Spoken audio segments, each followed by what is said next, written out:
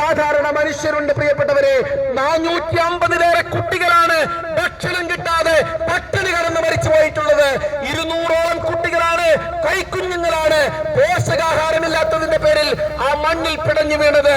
300-ഓളം മാധ്യമ പ്രവർത്തകർ അവിടെ നടക്കുന്ന വാർത്തകൾ ലോകത്ത് കാണിക്കുന്നതിന് വേണ്ടി കടന്നു ചെന്ന ലോകത്തിന്റെ നാനാദിക്കുകളിലുള്ള 300-ഓളം മാധ്യമ പ്രവർത്തകരെയാണ് ഈ പറയപ്പെട്ട ഇസ്രായേലിന്റെ സൈന്യം കൊന്നുകളഞ്ഞത്.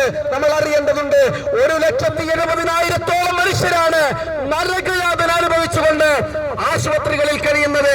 അവരെ കൊണ്ടുപോയി ചികിത്സിക്കുന്ന ആശുപത്രികളിൽ പോലും കൊണ്ടുപോയി ബോംബുകളും മിസൈലുകളും ഈ പറയപ്പെട്ട സയനിസ്റ്റ് രാജ്യം വർഷിപ്പിക്കുകയാണ്. ഇത് മനസ്സാക്ഷിയുള്ളവർക്ക് നോക്കി നിൽക്കാൻ കഴിയുന്നതല്ല. മനുഷ്യരാണ് പിടഞ്ഞു വീഴുന്നത്, മനുഷ്യരാണ് പിടഞ്ഞു വീഴുന്നത്. ആ മനുഷ്യർക്ക് വേണ്ടിയാണ് നമ്മൾ ശബ്ദിക്കുന്നത്.